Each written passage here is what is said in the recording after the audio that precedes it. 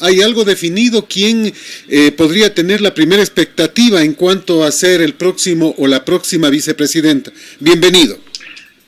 Muchas gracias, Fernando. Un saludo cordial a ti, a Ramón, a todos los radioescuchas del centro del país. Mira, antes de analizar este tema puntual de quién podría ser el vicepresidente o la vicepresidente, yo diría que hay que analizar también todo el entorno en el que se ha movido estos últimos años el tema del vicepresidente, que no es por cualquier dignidad. Es la segunda autoridad del país, el que tiene que reemplazar al presidente, ya sea de manera permanente o de manera puntual. Y entonces, en esto ha tenido una gran responsabilidad, hay que decirlo, el señor Moreno, pues el presidente de la República. ¿A quién, cómo así? ¿Quién escogió? Le impusieron al señor Glass. Ya vemos dónde está el señor Glass por todos los actos delincuenciales que cometió. Y está sentenciado con una sentencia bastante leve, porque debería seguir los juicios por peculado y otros delitos más. Luego que sale el señor Glass por todos nuestros antecedentes, la señora Vicuña. La señora Vicuña identificada a todas luces con el correísmo. Supuestamente el señor Moreno se quería desvincular del correísmo, pero no lo hizo. Pone a esta señora también inmersa en actos de corrupción, pidiendo dinero a sus colaboradores, un crimen y un delito execrable y irreprochable. Sale la señora Vicuña y tiene que renunciar porque pues ya la situación era insostenible y nosotros, y en este caso yo también como asambleísta, confiamos pues en la terna que manda el presidente, porque se dijo que era una terna de consenso, consensuada, y no se identificaba con ningún partido político. El señor Sonnenhofner le dimos el voto. Y resulta que después de 14 meses, más o menos eso es, 14, 16 meses, ya el señor dice que se va. Entonces no es pues cualquier autoridad en el país para coger e irse, es el vicepresidente. Esto nos genera una gran inestabilidad. En un periodo presidencial, 4 vicepresidentes, seguramente vamos a romper el récord mundial. Y entonces no podemos estar de acuerdo con esta farsa. Y ahora luego de unos pocos minutos tendremos la reunión del bloque y yo expondré mi posición, porque además cuando se presentó la renuncia del señor Otto Sonnenhofner, yo no voté a favor, el bloque de Creo votó a favor, yo me abstuve, porque yo no estaba de acuerdo ni siquiera en aceptar su renuncia, porque el rato que tú aceptas una renuncia estás diciendo, sí, pues está bien, que se vaya nomás, no ha pasado nada, no es así. Así que mañana veremos qué sucede, Fernando, de acuerdo a lo que nos están indicando, a los rumores que se conocen. No se tendrán los votos para ninguno de la terna. Apenas 18 votos para María Paula, ¿no? Apenas 18 votos. Y se dice que Roldán ninguno. Y 55 podría, no los tiene, pero 55 voluntades podrían ir con la señorita o con la señora Muñoz, ¿no? Así se dice. En todo caso, reitero, Fernando, yo no estoy haciendo ningún juicio de valor. Simplemente yo no acepto esta parodia que se ha montado y esta inestabilidad. Se suma a todos los problemas que tiene el país esta inestabilidad política. Así que es responsabilidad del Ejecutivo, pues en todo caso, esta nominación. Fernando, yo, personalmente, permíteme que te corte. ¿Hay posibilidad de devolver la terna? Porque se está contrariando la ley. Los 3 son funcionarios públicos, no han renunciado. No se está devolviendo la terna. No, la pregunta era esa.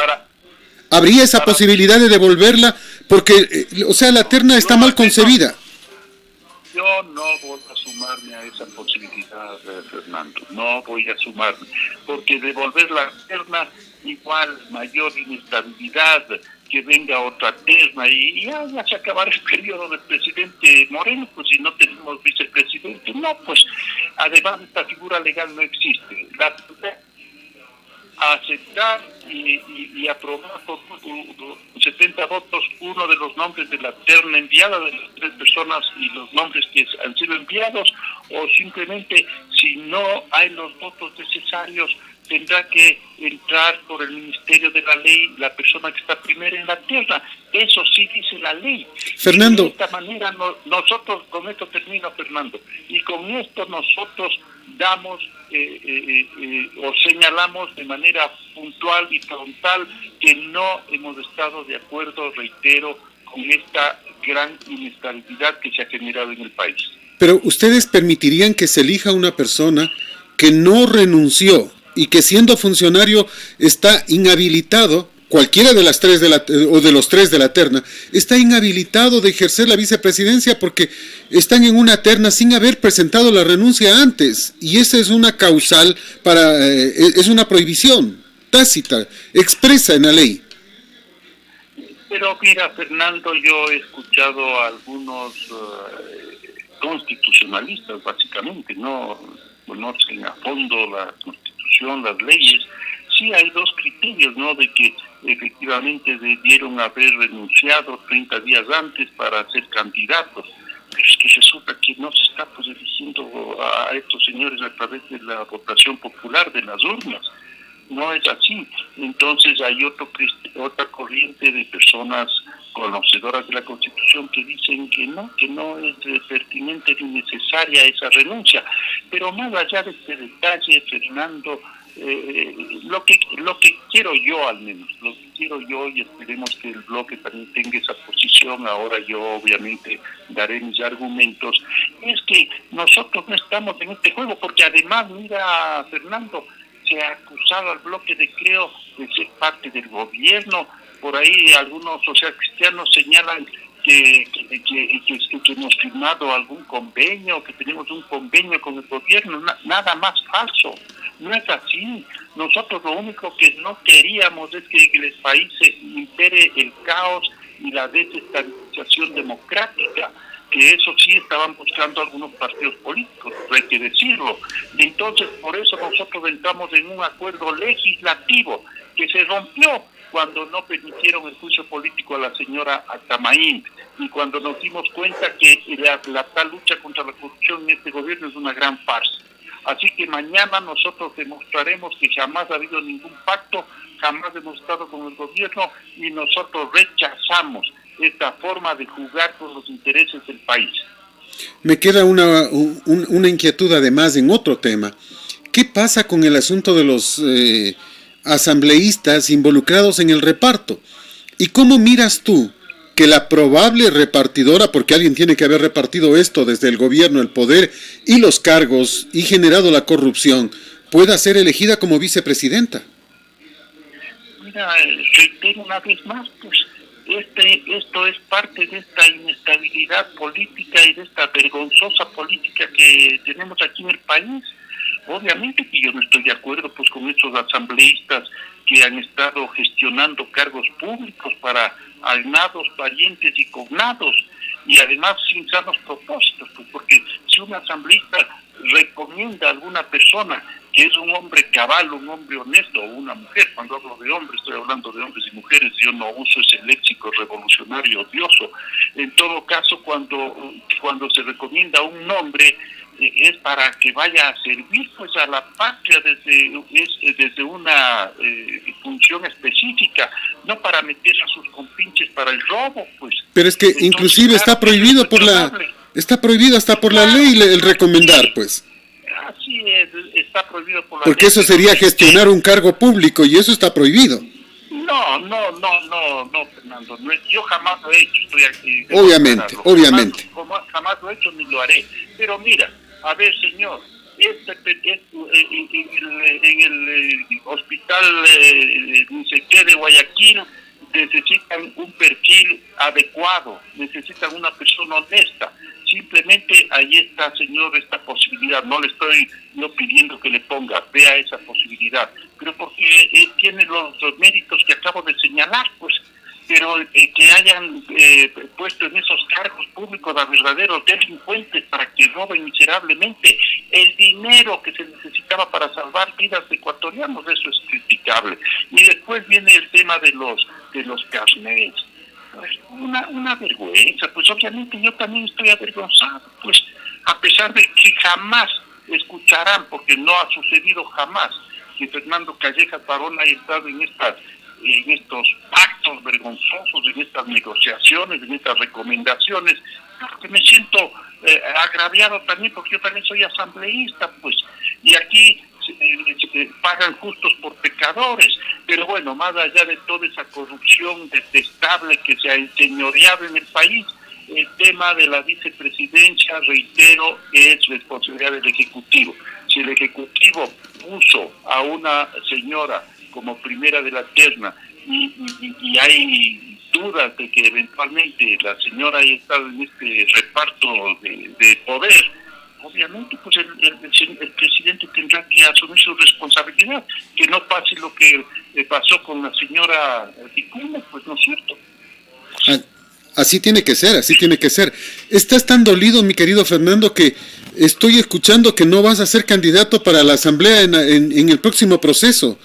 ¿Tanto es así? Así es. Mira, bueno, pues yo he hecho mi trabajo decentemente. Me acaban de entregar una encuesta de una encuestadora seria, sin que yo esté buscando protagonismo, sin que yo sea de esos parlachines que quiere hablar en toda sesión. Pero mira, siempre asomo ahí entre los 10 asambleístas que tienen mayor credibilidad, no sé cómo se haya llevado la encuesta, ¿no? Y eso me satisface, pues obviamente, ¿no? Vengo de una provincia más bien pequeña, representativa, sí, pero no tiene peso poblacional ni de Guayas, por ejemplo. Ahí está Fernando Callejas Barona. Me siento satisfecho porque se demuestra una vez más que en la vida privada en la que yo he incursionado y en la vida pública se puede actuar honestamente. Pero hasta aquí llegué, Fernando. Si tú sumas mis alcaldías y las campañas y estos 4 años en la asamblea, prácticamente 20 años de mi vida, ya merezco también reincorporarme a mi vida privada, y eso es lo que haré, Fernando. Eso conocía, pero me dicen que el partido va a presionar porque tú eres una ficha ganadora, y si tú no vas, el partido se queda prácticamente en el aire. No, mira, Fernando, eso también he considerado. Hay que dar alternancia, alternabilidad. Así se aprobó pues las últimas reformas del Código de la Democracia. A ver, que vengan, no voy a decir solo jóvenes, no, que vengan personas jóvenes o que vengan personas maduras, pero que vengan nuevos personajes con una vida, con una hoja de vida intachable, honestos, serios, conocedores de la materia, que se elijan nuevas personas. Está bien, eso va a hacer bien a la democracia. Así que sí, mi decisión ya la estoy anunciando desde este momento, ¿no? Y obviamente que no se confunda, yo soy fiel y leal, no soy afiliado a Creo, pero ahí estaré en el bloque de Creo hasta el último día, no como otros que llegaron por Creo y se fueron a la semana o a los 15 días, ¿no? En todo caso, ahí estaré hasta el último día y sí, recomendaré y haré campaña por Guillermo Lasso, porque le he llegado a conocer, es un hombre trabajador, es un hombre serio, rodeado de un gran equipo de trabajo y es un hombre honesto, que yo siempre pido y digo, lo básico y lo fundamental es la honestidad, porque mira, si tú no eres experto en muchos temas, te rodeas de gente experta y sales adelante, pues, pero con honestidad. Vos puedes ser el genio más grande, si eres un corrupto, lo único que te interesa es la corrupción y todo saldrá mal. Así que claro, yo haré campaña por Guillermo Lasso, pero no estaré de candidato. Entonces el tema es ya definitivo, no va de candidato Fernando. Una última inquietud, porque tú ya mencionaste que tienes una reunión de bloque en un instante. ¿Qué opinas de que la prensa, algunos periodistas, aparezcan ahora como jefes de campaña de Sonnenholzner? Bueno, mira, sabes que a mí me extrañó mucho un editorial del señor Felipe Urbano de Lara, a quien o escuchar a Carlos Vera. Bueno. Bueno, Carlos Vera está anotándose seguramente a través del social cristianismo por el señor Otto Sonnenhofer, está en su derecho, pues no. Claro que debería dejar de hacer periodismo mientras es jefe de campaña, pero bueno, allá él. Lo que sí me llamó la atención, que iba a decir, de un editorialista serio, de gran trayectoria, analista político, el señor Felipe Urbano de Lara, que ya dice que el señor Sonnenhofer es el que debe aglutinar el centro político del país. No, pues señor Felipe Urbano de Lara, ¿cómo así? El señor tiene que primero darnos a conocer qué hizo, por ejemplo, para luchar contra esta pandemia que es la corrupción. Pues usted habló alguna vez con el con el presidente de la República, con el gabinete, y les dijo hay que parar esto. Así que no porque salió a hacer una campaña positiva, hasta positiva se podría decir, en la lucha contra la pandemia, ya es mérito suficiente para que sea el candidato del centro político del país, de ninguna manera. Pero bueno. Todo lo que hizo con la mano, me parece a mí, lo digo de forma personal, lo borró con el codo. Yo lo veo como Otto Correa nada más. Así es un peligro para el país, porque además se sabe que tras del señor Otto están personajes tóxicos. Voy a usar una palabra que usan mucho los pelagatos, la que usaron describiendo a este señor, un personaje tóxico, que es este señor Cuesta, ya ni me acuerdo el nombre, ¿no? Santiago. Que estuvo en el gobierno. ¿Cómo se llama? Santiago Cuesta. Santiago Cuesta, el que descaradamente nos mintió en una rueda de prensa hablando de la refinería de Esmeralda, que supuestamente pasaba por ahí un señor mexicano, le sentó al lado y que iba a invertir 5,000 millones en una nueva refinería. No, pues ese tipo de personas no merecen ningún respeto. Si mienten así de descaradamente, ¿qué puede esperarse una persona que no dice la verdad? Pues todos estos méritos hay que analizar, Fernando, para elegir bien una persona que sea honesta, que tenga una trayectoria de vida limpia, que no mienta, por favor. La mentira es un vicio perverso que está muy difundido, hay que decirlo, en el país. Pero no, pues nadie debe mentir, pero peor una autoridad. Básico. Fernando, muchas gracias. Siempre un placer. Estaremos pendientes de cómo se vota el día de mañana. Un abrazo enorme. Muchas gracias. Siempre a las órdenes, Fernando. Un gusto dialogar contigo y felicitaciones por tu labor periodística. Muy buenas tardes. Buenas tardes.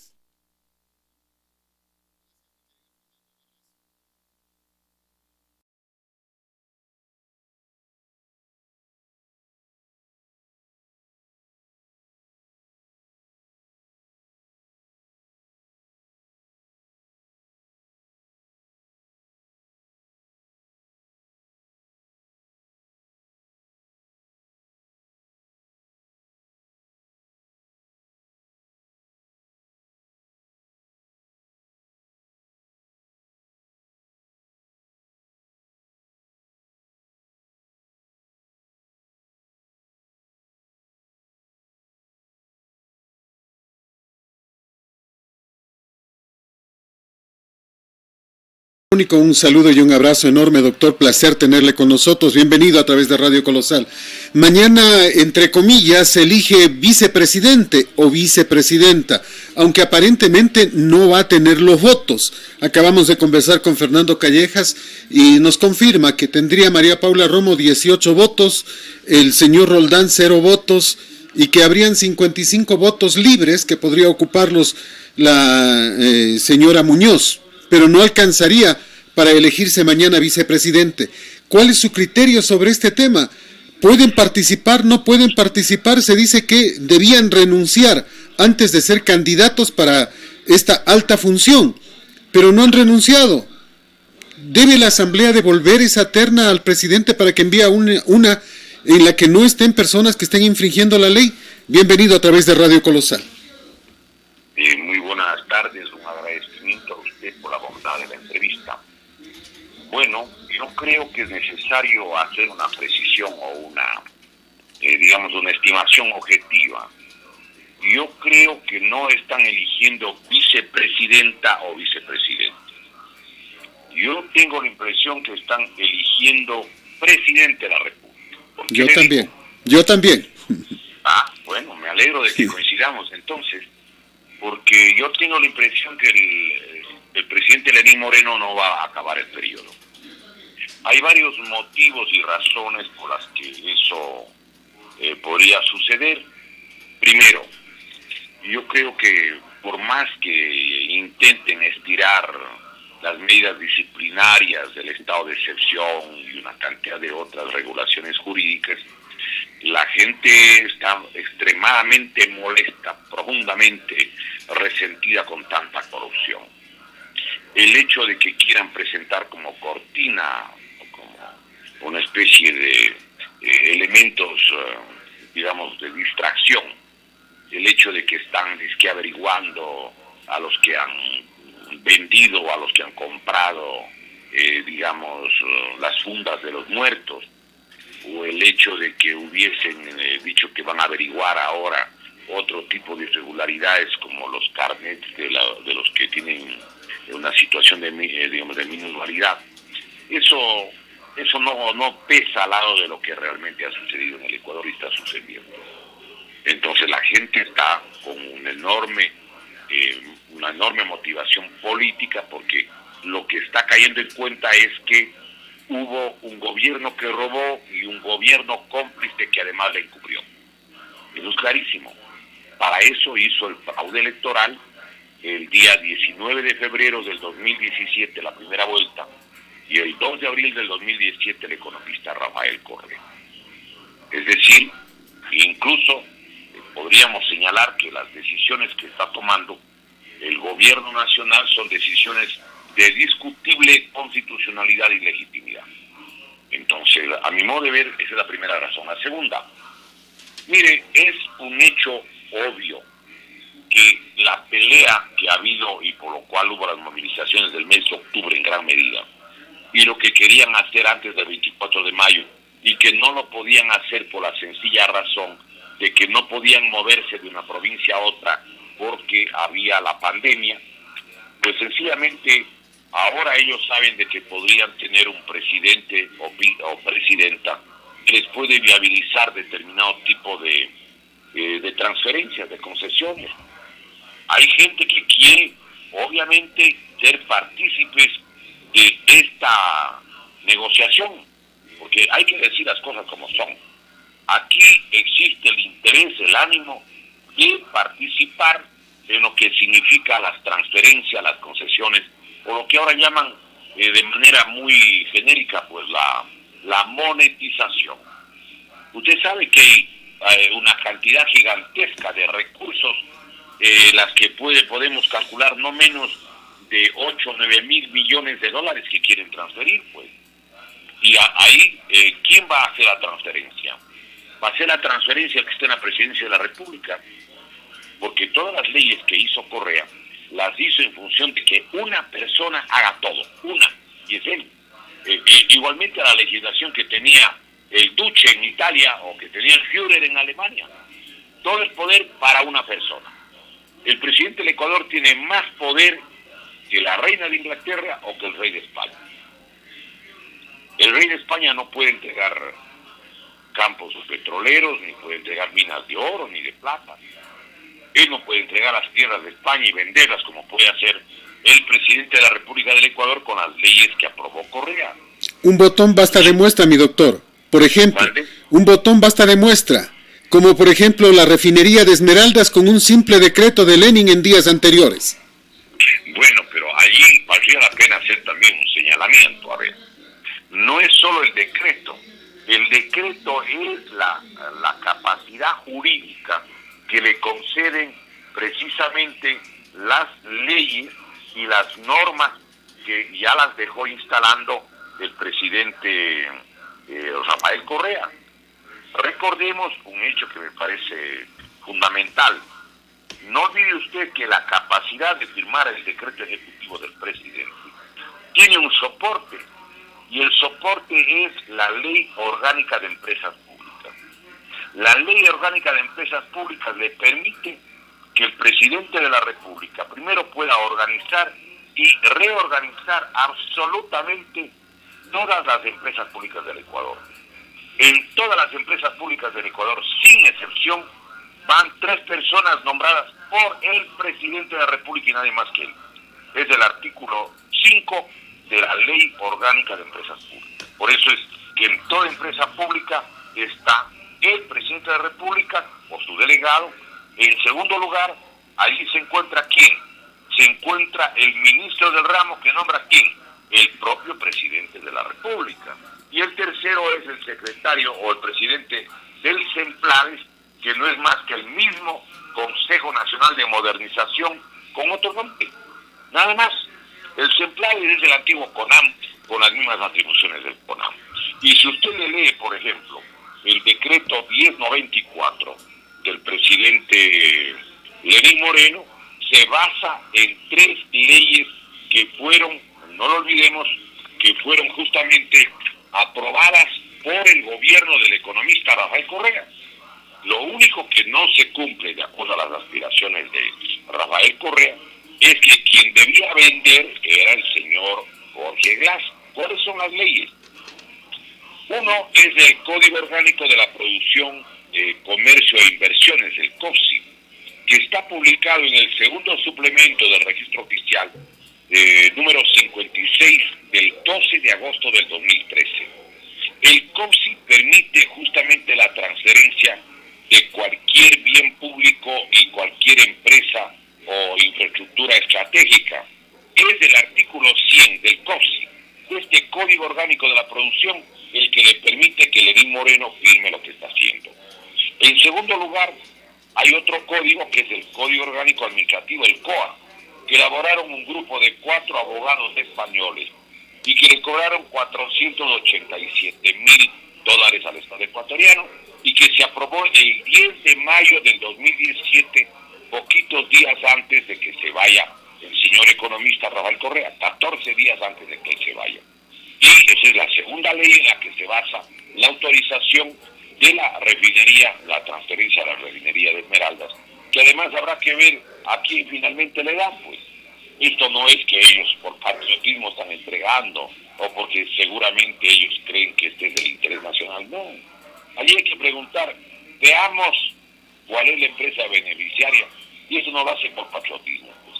Yo entiendo que ahí habrá comisión y hay algunos asesores que estarán pues como buitres revoloteando en torno al presidente, y a lo mejor el propio presidente no le va a disgustar estar mirando lo que él está autorizando, ¿no? Y hay una tercera ley, pues, que es el Código Orgánico de Planificación y Finanzas Públicas, que está publicada en el segundo suplemento del registro oficial número 306 del viernes 22 de octubre del 2010. Este Código Orgánico de Planificación y Finanzas Públicas, vale la pena recordar de paso, en el artículo 138 determina que la única persona que puede endeudar a toda la República es el presidente de la República. Y él nombra una comisión de finanzas y endeudamiento en la que están exactamente igual que en la Ley Orgánica de Empresas Públicas el presidente, en segundo lugar el ministro de Finanzas y en tercer lugar el delegado o la autoridad máxima del CEMPLADES, la Secretaría Nacional de Planificación. Y el artículo previo, o sea, el 137, permite que toda la información de la deuda sea secreta, por ejemplo. Y además aquí yo quiero que recordemos algo, pues.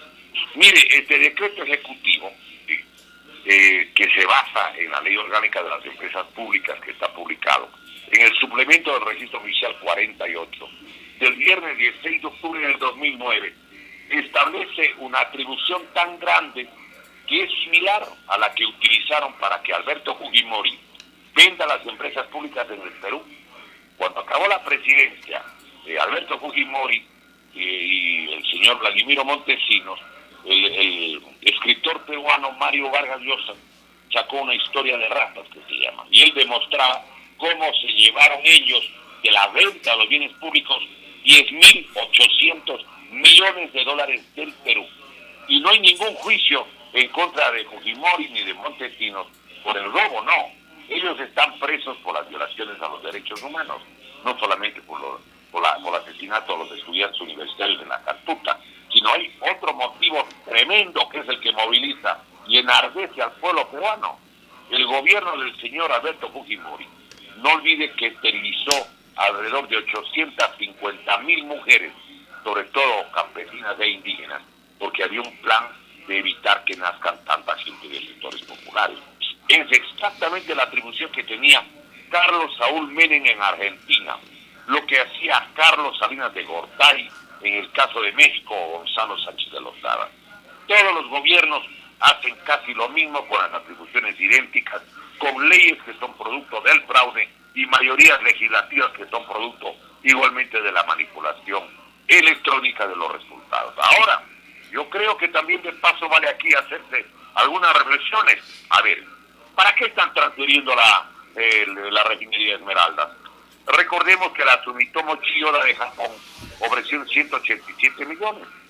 Pero acontece que hasta el mes de diciembre del año 2016 ya habían gastado 2.369 millones de dólares, como lo publicó Diario Expreso del jueves 1 de diciembre del 2016 en su página tercera. Primera cosa, ¿qué quieren hacer? Quieren que nadie investigue los 2.122 millones de sobreprecio respecto al ofrecimiento que hizo la Sumitomo Chiyoda, que es la empresa que construyó la refinería Esmeralda. Primera pregunta que salta a la vista. Segunda reflexión, la Contraloría informó que existían 42 informes con indicios de responsabilidad penal, de los cuales habían 38 informes por peculado, 38. Y resulta de que no hay un solo juicio, ni de peculado, ni de enriquecimiento ilícito, y tampoco de delincuencia organizada. ¿Cómo es esto posible? Porque no hay acusación fiscal, porque no cumplen o no quieren cumplir, o se hacen los desentendidos, o quieren encubrirle abiertamente al gobierno de Correa. El artículo 609 del Código Orgánico Integral Penal establece con precisión absoluta de que el juicio solo se puede llevar adelante si hay una acusación fiscal. Y no hay acusación fiscal. Y el artículo 268, como alguna vez comentamos en esta misma programación, establece de que no hay delito de prevaricato. Es decir, tienen libertad para violar la ley los fiscales. Un fiscal puede seguir un juicio de 50, 100 o 200 millones de dólares. Y a lo mejor le pueden poner dinero en el bolsillo o en la mano o en el banco o en la cama. Y él dice de que no hay motivo para el juicio, se acabó, ya no hay juicio. ¿Por qué? Porque el artículo 609 dice que habrá juicio en materia penal sin que haya acusación fiscal. No hay acusación fiscal y no pasa nada porque el artículo 268 establece que prevaricato o actuación en contra de la ley solo permite que vaya preso un juez y que vaya preso un árbitro, un árbitro de un arbitraje, por decir alguien que es un juez que dirime, y el artículo 269 permite que vaya preso ¿quién? Un abogado, pero el fiscal nunca, absolutamente nunca. Entonces, este es otro elemento que vale la pena señalar. Hay otro elemento que también debemos considerar. A ver, se ha indicado que habían 413 contratos en torno a la refinería de Esmeraldas. 413. De los 413, solo habían revisado 181 contratos. Y los otros cientos que no han revisado. Además, yo quiero que recordemos otra cosa, señor periodista. Recuerde que quemaron la Contraloría, pues. Quemaron los archivos con los documentos originales de todas las pillerías, de esos actos de piratazgo en contra del interés nacional y del pueblo ecuatoriano. Sin embargo, Celi, el Contralor dijo que se pudo haber quemado algunas cosas, sin embargo, ellos tenían unas copias en la nube, es decir, copias electrónicas de los procesos. Esos no pueden desaparecer, ojalá. Sería bueno que bajen de la nube, pues. Yo creo que hay mucha gente en este país que vive en la nube, perdóneme, no es que le quiero faltar el respeto a ninguna autoridad, pero yo creo que están pensando que todos los ecuatorianos también estamos en la nube, que no reclamamos, que no decimos nada. Habían 37 presos y resulta que no hay ni uno ahora. Había un juicio que dijeron que era por terrorismo haber quemado la Contraloría y resulta que después dijeron que era por daños materiales. Y recuerde usted que a las 9:40 el día sábado 12 de octubre ya habían los videos de la gente metidos dentro de la Contraloría, ¿se acuerda? Claro. Y la quema empezó después del mediodía, hacia las 12:20, 12:30, 12:40, empezaron a quemar la Contraloría de manera planificada. Pues usted cree que llevaron una caja de fósforos y no llevaron otros combustibles para prender un edificio como de 7, 8 pisos, por favor. Eso no es así. Quemaron de adrede. Y recuerde otra cosa adicional para que vea que los ecuatorianos no todos estamos en la nube. Esta gente seguramente cree que como ellos están en la nube, todo el resto está en la nube. Y hay gente que te va a la nube porque te pega, entiendo, la marihuana, el punto rojo, la caley, ese tipo de cosas. Pero no, los ecuatorianos, todo el mundo tenemos también pies en tierra. Recuerde lo siguiente: ¿cómo es que se quema la Contraloría y van corriendo los supuestos mentalizadores de los reclamos de octubre a meterse en la Embajada de México? ¿Se acuerda usted? Claro. Estaba desde la señora expresidenta, doña Gabriela Rivadeneira y su combo, se le acordará usted. Y se encierran allí y dicen que son perseguidos políticos. Y no hay ninguna acusación en contra de ellos. No existe ninguna acción de la Fiscalía. El señor ministro de Defensa decía que hay la subversión que empieza en el Ecuador. Y resulta que los que fueron corriendo a meterse en la embajada, no solamente que no fueron acusados de nada, después el propio gobierno nacional, a través del señor canciller José Valencia, recuerde usted, decidieron que el vicecanciller, canciller de Lenín Moreno, y que era el vicecanciller con el gobierno de Rafael Correa, pues, y que en los Wikileaks aparece que el señor que iba, cuando Correa alguna vez decía algo a los Estados Unidos, el encargado de ir a la embajada de los Estados Unidos en Quito a decir que no se molesten, que así mismo es el señor presidente, que disculpen, que entiendan que es el discurso que tiene que dar, pero que quieren mantener la mejor relación con los Estados Unidos y que además quieren mantener los convenios, sobre todo de asistencia militar de los norteamericanos al Ecuador. Eso está en los Wikileaks, señor. Está publicado el 11 de febrero del 2011 en el diario Hoy, que ya no existe ahora. Y además, ¿qué pasó? Pues este caballero, por orden del gobierno, fue con grupos especiales de la policía, pero no para meter preso a nadie, para custodiarles, para llevarles a estos niñitos traviesos ¿a dónde? Al aeropuerto de Tababela, para que vayan en primera categoría en los aviones a que sigan, pues entiendo, sus vacaciones, no sé, en Cancún, en alguno de los sitios de turismo especial que tiene México. Y resulta que los supuestos mentalizadores de lo que decía el señor ministro, de esta subversión en marcha, no ha sido nada, es puro show, puro teatro, puro teatro. Esto es un tongo. Aquí no existe justicia en el país. Y entonces, claro, yo le hago una pregunta, ¿sí? ¿Será gratis la transferencia de la refinería, en la que dice que han gastado 2.369 millones y hace unas 4 semanas la Contraloría dijo que hay 250 millones adicionales que han encontrado sin recibos, pero que han gastado? Estamos hablando de más de 2.500 millones. Y ahora dijo anteayer el señor ministro Ortiz, que ha sido presidente de la OPEP, una cantidad de cosas, pero que necesitan 2.000 millones para hacer funcionar bien justamente una refinería a la que ofertaron ponerle, digamos, actualizarle con 187 millones. Perdóneme. Nos están robando descaradamente. Por supuesto, pues señor, y aquí en el Ecuador, ¿usted qué cree? Que la gente va a cruzarse de brazos. La gente, en la primera oportunidad que tenga de salir a las calles, sale. Y vamos a ver, pues, si se quedan allí los que hoy dicen que están gobernando y una cantidad de cosas. No, señor. Por eso le digo, me da la impresión a mí, y coincido con usted, no están eligiendo vicepresidente. A mi modo de ver, están eligiendo presidente. Pero yo le quiero recordar otro hecho importante. A ver, ¿cómo es que están eligiendo prácticamente el tercer vicepresidente alterno? O vicepresidente alterno, ¿sí? Pero además, ¿quién elige? Pues, ¿quién hace las ternas? Las ternas está haciendo el señor Lenín Moreno, que no ganó la presidencia de la República. Acuérdese usted que el señor economista Rafael Correa, con su Consejo Nacional Electoral de bolsillo, le dijo que él ha ganado, que hicieron la mayoría de los 74, de los 137 legisladores, y dijeron que él ha ganado.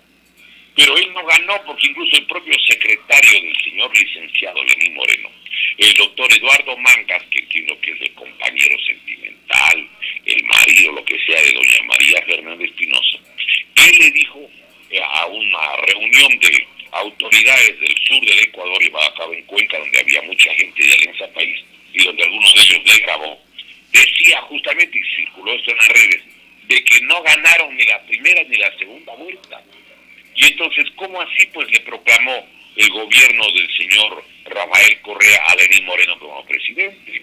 Acuérdense que incluso tuvieron tiempo para condecorarle por los servicios prestados al señor Juan Pablo Pozo, presidente del CNE, porque Rafael Correa se quedaba con un presidente de la República no elegido, pero proclamado para que le cubra la retirada, para que no haga ninguna comisión anticorrupción, para que no suscriba ningún convenio con las Naciones Unidas, de un convenio parecido, según los ofrecimientos solemnes de la campaña, al de Guatemala. Mentira, todo es mentira. Que la gran cirugía, que van a ver la gran cirugía, mentira. Si alguna vez hubo, quirófano o hubo bisturí, seguramente se fueron robando hasta eso, porque no han hecho absolutamente nada. Entonces, un gobierno no elegido puede ser un gobierno legítimo. No es gobierno legítimo, pues señor, viola claramente lo que dice el artículo 1º, inciso 2 de la Constitución. La soberanía radica en el pueblo, cuya voluntad es el fundamento de la autoridad. Pero si el pueblo no le elige, ¿cómo es que está elegido de presidente? Y recuerde dos cosas que vale la pena que el pueblo no lo olvide. ¿Quién fue el primer partido en reconocerle? Pues fue el Partido Social Cristiano, con el señor Jaime Nebot, que dio una rueda de prensa, recuerde, con la abogada Cintia Viteri Jiménez, hoy alcaldesa de Guayaquil, y el señor economista, Mauricio Pozo Crespo. Hicieron la rueda de prensa y dijeron que ha ganado sin fraude, que ha ganado con transparencia el señor Lenín Moreno. Pues acuérdese. Ya una cosa adicional, el señor Nebot no quiso hacer un acuerdo con el señor Lazo, que son los dos de derecha, es para sacarle al correísmo. No, porque el señor economista Rafael Correa era alto funcionario de Hispana del alma de Nebot, pues. Esa es la cosa. Y recuerde además el otro hecho, es que al que le roban, yo entiendo que le quitaron la presidencia, era el señor Lazo, Guillermo Lazo. Guillermo Lazo. Y él, sí, primero no reclama. ¿Por qué no reclamó? ¿Será que le devolvieron los gastos realizados? Pregunto, sí. ¿Será que le devolvieron y dijeron, cuánto gastaste? Coge ya y no moleste. Podría ser una posibilidad. Estoy expresando un pensamiento en voz alta, ¿no? Primero. Segundo, ¿cómo es que no solamente no reclama, sino hace alianza con el gobierno, que ellos mismos lo proclamaron en algún momento, que no era un gobierno elegido transparentemente, sino que era producto de un fraude? ¿Y cómo es que hasta ahora el bloque legislativo de Creo vota con el gobierno o no? Vota con el gobierno, pues. Un banquero dueño de un partido y que a la vez es dueño de un bloque legislativo, y los señores asambleístas de ese bloque legislativo votan con el gobierno. Ahora yo le hago una pregunta: ¿cree usted que será gratis?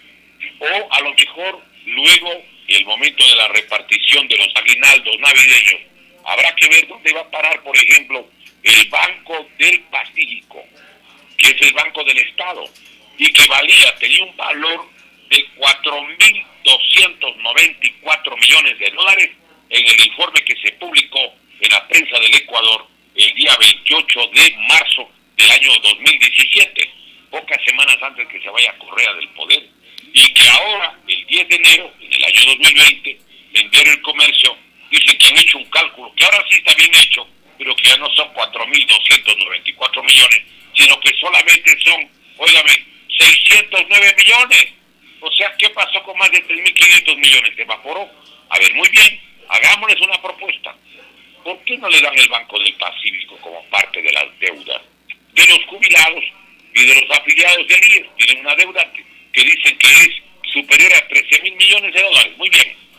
Tiene por 609 millones, ya. Quieren un poco más, por 650 millones. Denle el Banco del Pacífico al IES, para que tenga el Banco del Pacífico. A ver, que esté en ¿cómo le van a perfecto hacer estado, eso? que es una de las pocas entidades bien administradas en la función pública. Recuerde, a medias, porque había ahí un grupo de españoles que manejaban bien el Banco de Guayaquil, acuérdense. Y luego el presidente Correa, El Banco del Pacífico. el primer año de presidencia, les mandó sacando a los españoles y puso a la gente de él, pues. Acordémonos.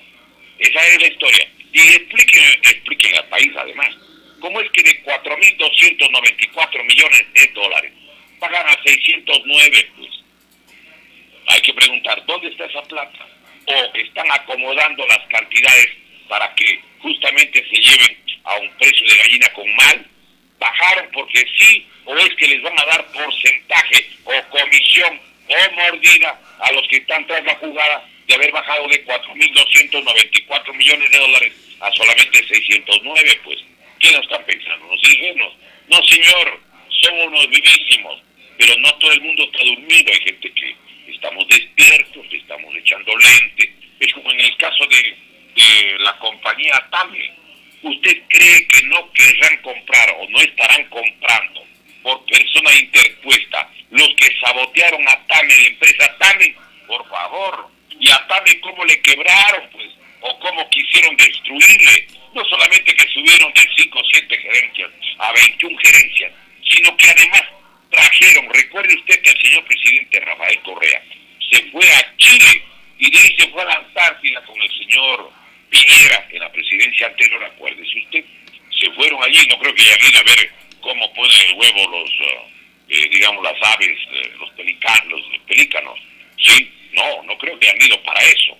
Pero cuando regresó de la Antártida de la visita a Chile, hay dos cosas que hizo o que sucedió con el gobierno de Correa. Primero, le trajeron a la empresa Latam de Chile, acuérdense, y le dieron las rutas que tenía TAME, o bueno, algunas de las rutas, las más importantes, como por ejemplo la que va a Galápagos, los vuelos de Quito-Guayaquil, Quito-Cuenca, es decir, la parte más carnosa, diríamos así, del negocio de la transportación aérea. Y de paso, recuerde usted que también le dieron a Avianca.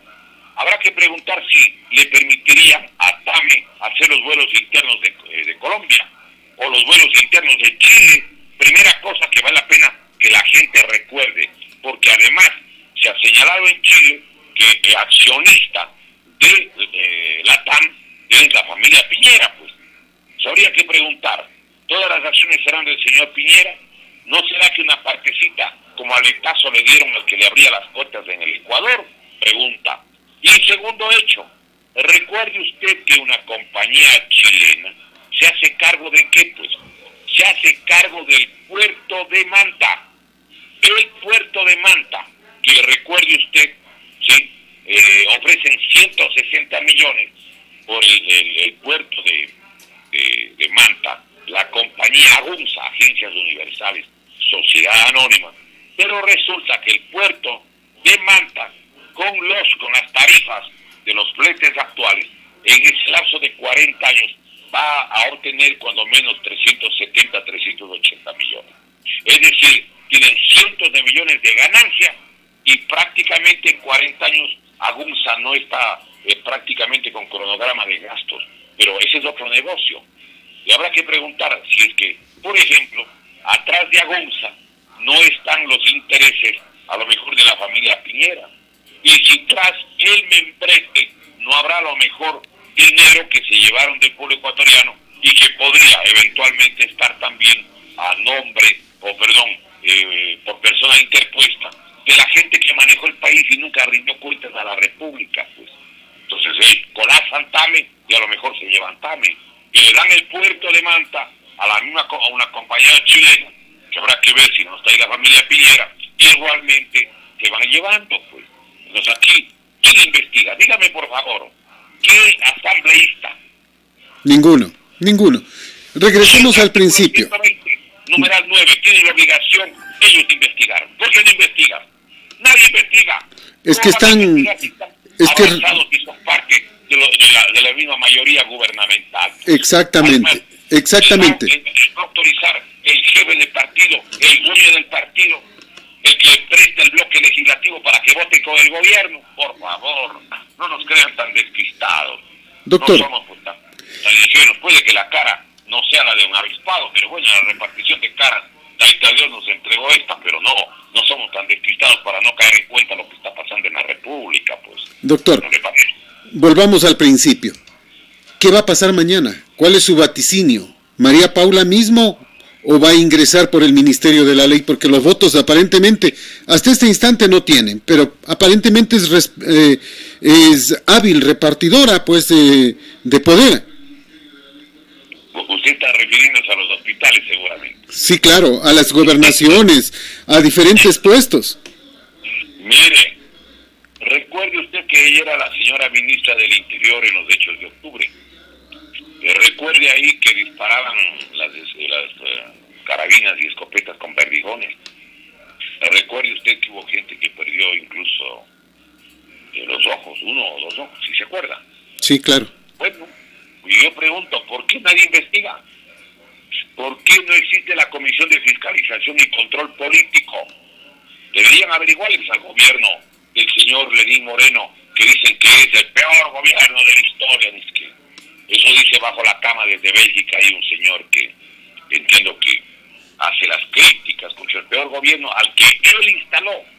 Porque Lenín Moreno es producto de la voluntad de Rafael Correa para que le encubra y no le haga devolver un centavo como ha sucedido. No han devuelto un centavo. Ahora, es evidente que la señora ministra quizás tiene las mayores opciones, pero ¿qué partido va a querer apoyar?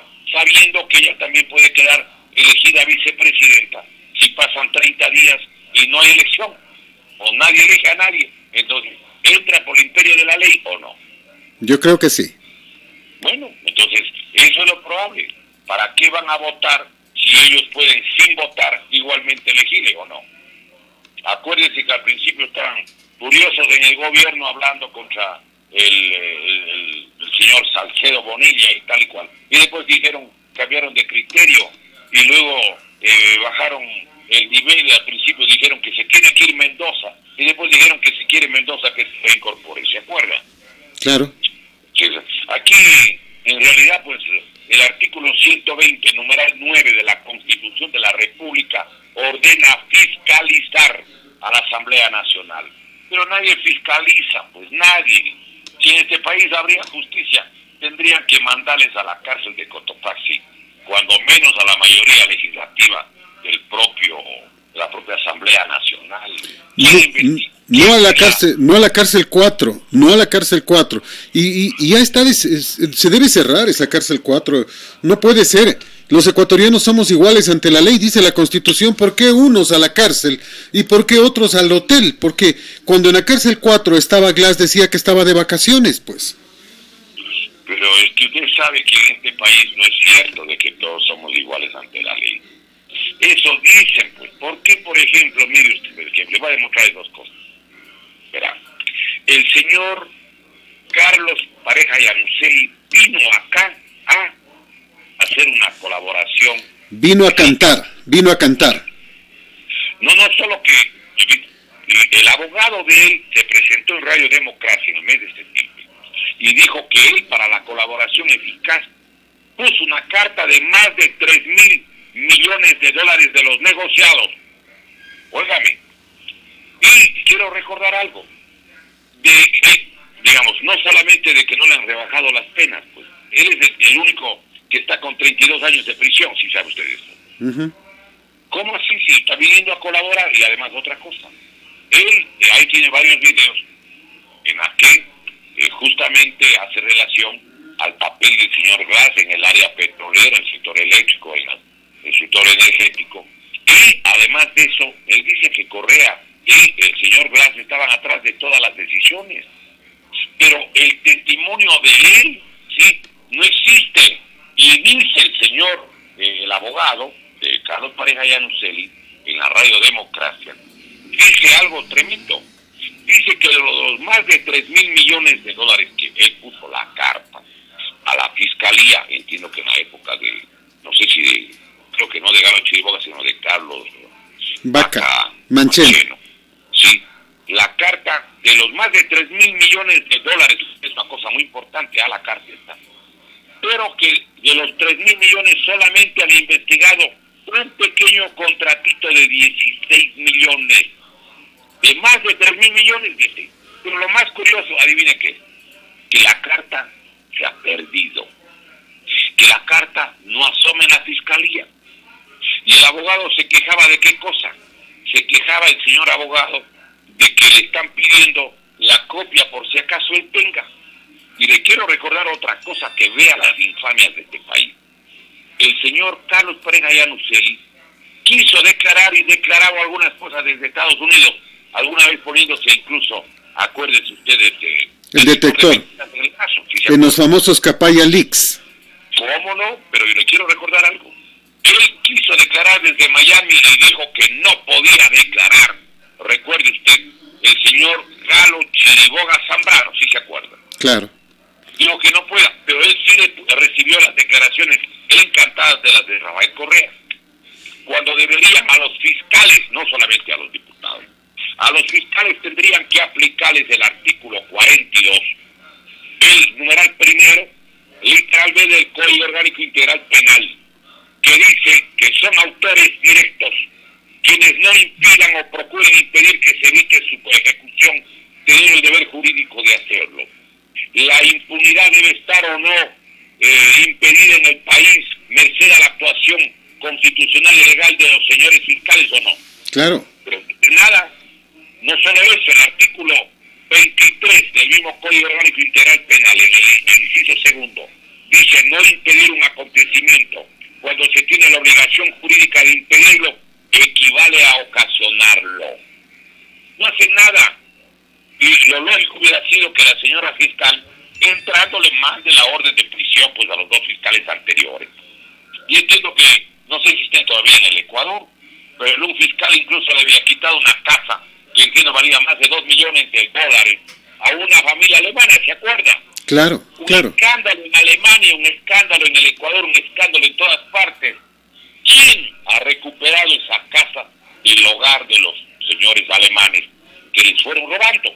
Y que les roban además, o les van quitando, con el dinero que dicen que han puesto, que han colocado a través de un estudio jurídico Fonseca.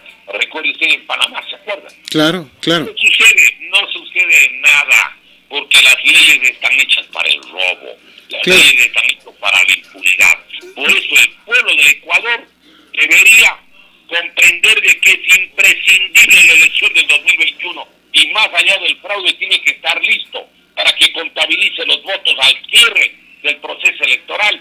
Y si es que no respetan y se difunda inmediatamente los datos por parte de las juntas electorales, porque la alteración está en la transmisión de la información y en la manipulación electrónica, y si no quieren respetar la voluntad del pueblo para sacar a estos jinetes del apocalipsis del poder, habría que estar resuelto para que el país, evidentemente ejercitando el derecho a la resistencia del artículo 98, pare sus actividades hasta que se larguen los que no han sido elegidos, porque lo que están queriendo es el gobierno de Correa reelegido con fraude, con registros electorales inflados, y luego puesto el señor Lenín Moreno. Ahora quieren con un Consejo Nacional Electoral inconstitucionalmente constituido, porque eran también parte del Consejo Nacional Electoral cuando presidía Gustavo Vega, y no hay reelección de acuerdo al artículo 210, inciso tercero de la Constitución. Ellos quieren ya proclamar evidentemente al encubridor de la retirada de Lenín Moreno. Pues sí, señor, cuando haya el cambio de gobierno en el 2021, a lo mejor el señor Lenín Moreno está mirando, comiendo canguil y pegándose un jugo de tomate de árbol, no sé a qué país escoja irse, a lo mejor a los Estados Unidos, o a lo mejor en España. España, donde ya tiene un palacete, España. Pero, ¿a quién quieren elegir? ¿Esas son en Holzner? Bueno, el señor Otto Sonnenholzner fue puesto de vicepresidente a petición de Jaime Nebot Saadi y con el apoyo del señor Guillermo Lasso. Acuérdense quiénes le eligieron. Ahora, ellos están pensando y quieren trabajar para, cuando menos el Partido Social Cristiano, entiendo que podría ir con el señor Otto Sonnenholzner. Pero se están olvidando algo. En la política, en el amor y en el deporte, las cosas se juzgan no como empiezan, sino como acaban.